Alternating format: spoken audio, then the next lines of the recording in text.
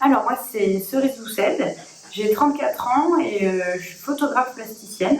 Je vis à Toulon, peut-être que vous entendez des cigales. Et mon atelier est ici et après je travaille la plupart du temps à Paris. Ma photographie, on peut dire que déjà c'est pas une photographie de l'instant, c'est pas une photographie qui est prise sur le vif. C'est un domaine avec lequel je suis pas très à l'aise. Mes photos c'est plutôt de la mise en scène, vraiment de la création de décors, voilà. J'aime bien réfléchir par série. Donc une fois que j'ai trouvé un thème qui me plaît, je viens imaginer des photos que je pourrais décliner dans ce thème-là. Je vais réfléchir au décor, à la personne que j'ai envie de prendre, à la lumière que j'ai envie d'avoir, au style de couleur, d'ambiance.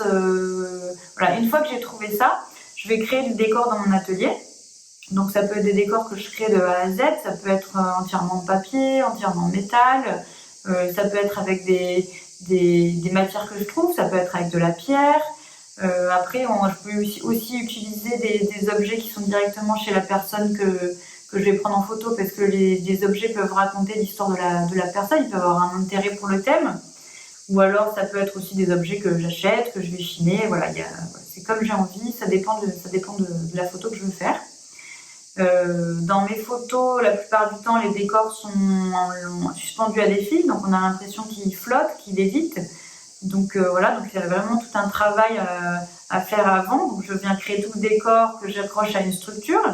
Ensuite, une fois que le décor est prêt, je le démonte de mon atelier, je l'amène sur place, là où je veux faire la photo, je le remonte, comme ça au moins ça me prend moins de temps sur place, je suis plus efficace, je sais exactement le résultat que je vais avoir. Voilà, une fois que le décor est monté, je fais mes lumières, je fais ma photo, donc voilà, ça me prend un petit peu de temps. Je démonte tout une fois que tout est fini, donc il ne reste plus rien, mais ce qui va rester à la fin, c'est la photo, c'est l'image, voilà. Une anecdote.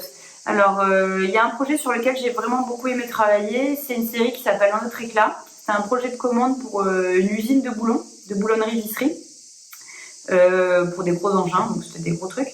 Donc voilà, donc j'y vais, je vois un peu ce que j'ai envie de faire, et puis je me fais livrer tous les boulons, les écrous, et je fais mes installations en amont, parce que justement sur place après, j'avais 10 photos à faire en 5 jours, donc il fallait que je sois un peu efficace. Donc voilà, donc je vais au Mans, je monte mon décor sur place dans l'usine, et puis là je me rends compte qu'en fait les gens me regardent un peu bizarrement, quoi. Ils se disent mais qu'est-ce qu'elle fait à accrocher des boulons En fait eux ils envoient des millions par jour, ça fait un bruit assourdissant, je pense qu'ils peuvent plus les voir en peinture. Mais voilà, donc je continue, puis je finis mon install.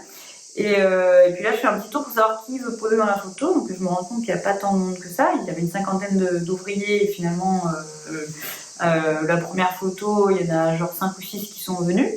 Donc je fais ça et puis le lendemain, je continue, je fais mes autres décors, voilà. Et puis je me rends compte quand même qu'il y a de plus en plus de monde qui vient se faire prendre en photo. Donc moi, ça me fait assez plaisir. À la fin, la dernière install, je sais pas, genre il y avait 20 ou 30 personnes que j'ai pris en photo parce que justement, en fait, ça leur faisait hyper plaisir. Donc moi, j'étais hyper touchée. Il y en avait même un qui s'est fait traquer par ses collègues parce qu'ils l'ont appelé Marilyn, parce qu'il était allongé au milieu des écrous avec une pose un peu lascive. Donc c'est une photo que j'adore. Donc voilà. Et puis, sauf qu'à la fin, il fallait en choisir 10.